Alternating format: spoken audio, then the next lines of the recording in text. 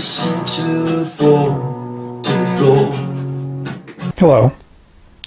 Welcome back to another Pen Talk. Thanks for tuning in. I'm on a roll here with my black chased hard rubber vintage pens. This pen is one that I was thinking about doing when I did the Conklin Crescent filler because the cap looks very similar. Nice pattern, and we have the Conklin classic spring-loaded clip.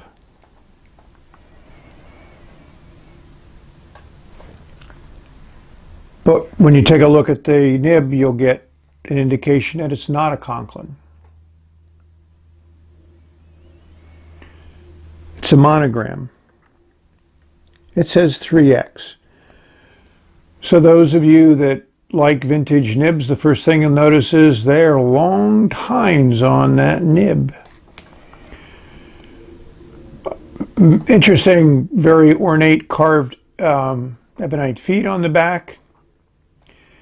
So let's do our little test to see how this nib performs. I'd say we got a wet one here. I put the bladder size to fit inside of the barrel. I have my shellac at the bottom here. So now we need to take a look at the barrel, and we'll understand a little bit about the Monogram pen. Sold only at the Rexall Store. So this is something that, I don't know how many people have followed up on this, but fountain pens, because they were the writing instrument of choice back in the early 1900s, everybody wanted their own pen. They wanted a branded pen. Rexall was one of the main drugstores at the time, so they commissioned people to make pens for them. I've not found any indications that Conklin made a pen for them. They had other people make pens for them. But this is a classic lever that is common with them. You know, so it has a little catch here that, so when you put it back in, it snaps in place. I've cleaned this pen up. Didn't require a lot of cleaning. It was in good condition to start with. So as usual, when I'm doing my vintage, I like to show you before I put it all together.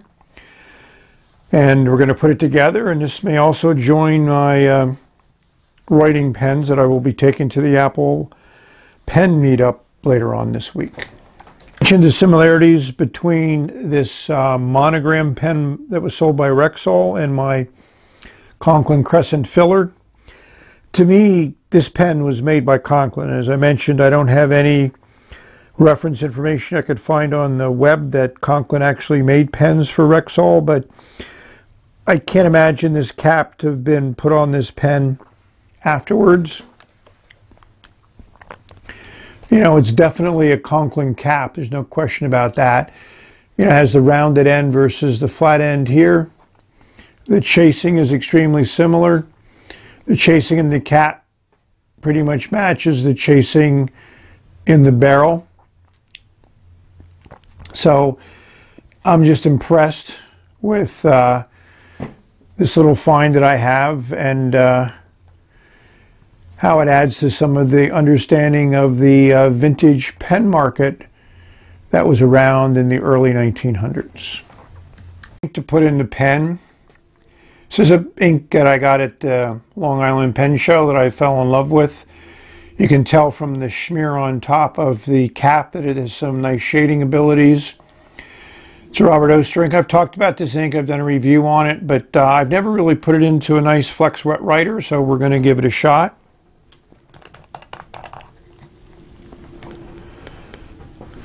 Just a nice golden color. So we're going to talc up the sack, put it into the barrel, and give it a fill and write with it. We've inserted the sack. It's all ready and to go. It certainly is a beautiful nib from my view.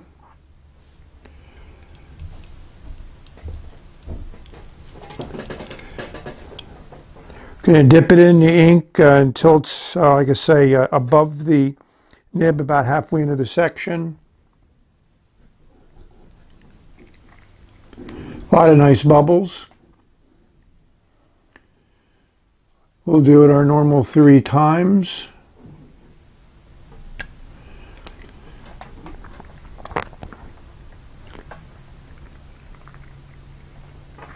And even that 3rd time, a few more bubbles came out, so that's nice. We're going to do a little wipe off and then put nib to paper. When I tried to write with the pen, it did not write. I couldn't get any ink flow. So the nib and feed were easy to just pull out. I just cleaned them off. I'm going to clean that channel. Looks like it's kind of cruddy. But as you can see, that's a huge channel there, so we shouldn't have an ink flow problem with this pen.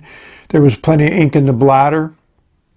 And it looks like these carvings are just more there for look and design more than anything else. So I'm going to clean everything up. I'll show it to you before I reassemble it, and then hopefully we can get this thing writing. It's been a few hours of work, focused on the nib and feed, primarily on the feed. There's a very deep channel in this feed. It's like 3 grooves. It appeared that there had been some ink. I wouldn't call it a water-based ink, but something that had gummed up this feed. And even though it allowed me to fill the bladder, it restricted the ink flow to the nib, so I cleaned it out with my spatula. So I used both edges. I scraped this way to pull out a lot of big ink chunks, and then I used the sharp edge to cut into the grooves. So I did that repeatedly. I soaked in ammonia. I used these great little sized brushes to continue to clean, and now I don't get any more gunky ink to come out of this. So I think I'm down to the ebonite, the clean ebonite. I also cleaned up the nib. It's now, completely free of any ink residue, both primarily on this side of the nib, because you want the ink to flow. Some people talk about gold nibs, and to me, the one amazing thing about gold nibs is all my vintage pens, the gold nibs are so easy to restore. They're easy to polish up. They come back to their luster when they were new over 100 years ago. You know, the tines are aligned well. Well, not exactly well.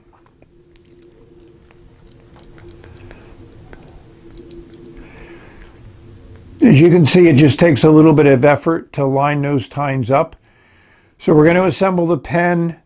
We're going to re-ink it and give it a try. You see the pen on my Fabriano pad that I'm using for my test writing, so you're thinking success, and you are correct. The fix did work. So I've been testing out the nib and the feed, and I've been doing a little bit of smoothing of the nib, and the nib that flexes like this, I smooth it with the nibs spread so they open up, and there's a lot of scratchiness when they open up, but now I've been able to remove most of that scratchiness. It's not going to be 100% because this is a very fine nib, so therefore just putting pressure on a fine nib, you're going to get a lot more feedback and a lot more sound than you would normally get on paper. Unscrew cap. Fits nicely in the hand without posting. It can be posted. It makes for a long pen. We'll give you those dimensions and weights. So I will do this test unposted. So we'll arrange this and we'll start writing.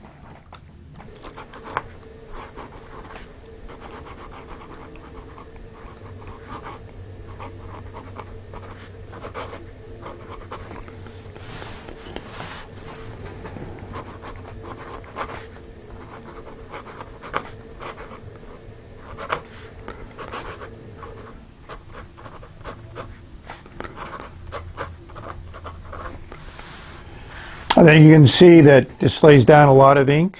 Yes, the pen writes great.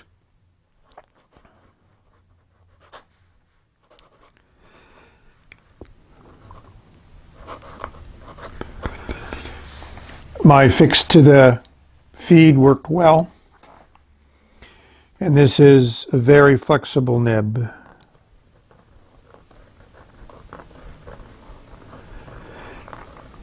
I've done a fair amount of smoothing on this nib. It's a very fine nib, as you can see. I mean, that's a fine line and it lays down. And it does flex extremely well. You can get railroading,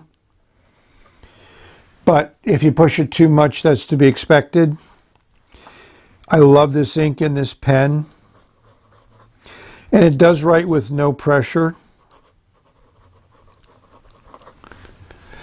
You're hearing a little bit of feedback, and I don't think there's any way to get around it, like I said, because of the fineness of the nib, how long those tines are. So this is one of the joys that I get out of working with vintage pens, either ones that I've collected over the years or ones that I buy on eBay, is working on them and getting them back into writing and enjoying them like hopefully the original owners did. I mean, that's just a phenomenal experience. This pen is probably over 100 years old, if not close to it. So this is a great example of a vintage pen, which there are probably very few around. I found a few references on the web about it. A few people were selling some that they found, but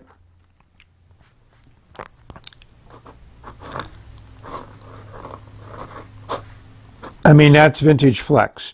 You will notice occasionally it skips, so it does have some sensitivity to angle and pressure. This is not a pen that likes to write fast. But, I mean, this flexes as much as almost any, lever fill fountain pen you're going to get. And I really like it, this ink in there.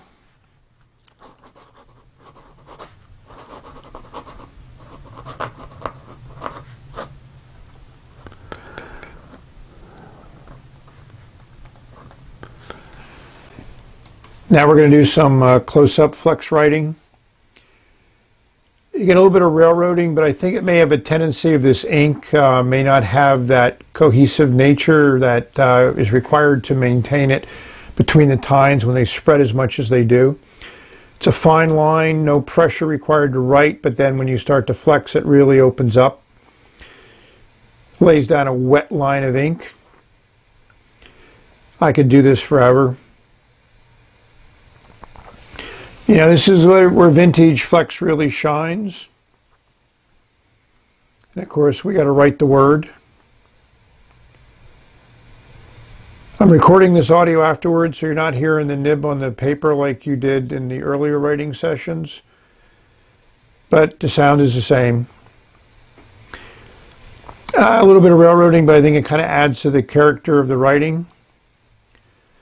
And it's very sensitive to angle on paper, so you need to be careful about that. And it appears that the feed is run a little bit dry, but you just have to leave it catch up, and eventually you can start to write again. Part of the thing about flexing is it requires patience on the writing, on the course of the writer, and you need to understand your pen, your ink, and your paper combination to be able to maximize the benefits of flexing. So that's probably why it's not as popular now as it used to be. Hope you enjoyed this close-up view. It is a unique writing experience.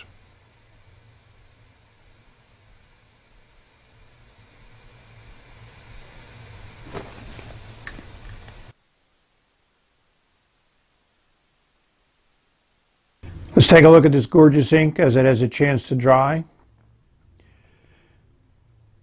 I just love the color and shading that this ink gives.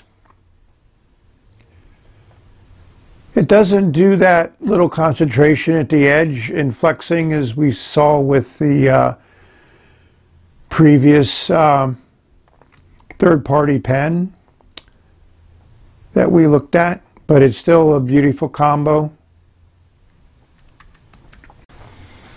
So, can't say enough about the fun of this exploration, and glad I could share it with you. So thank you for watching. Hopefully you've enjoyed this little recent focus on vintage. I'll go back to modern pens as soon as I get some that I've ordered. So may all you have great writing experiences. May they all bring you pleasure. May you use them to record your ideas, share them with others, increase your life experience. As you can see, if you're not careful with it, it will. But that's part of the joy of vintage and a nib like this, is it does require some focus on the writer. Something our ancestors were comfortable with. Bye.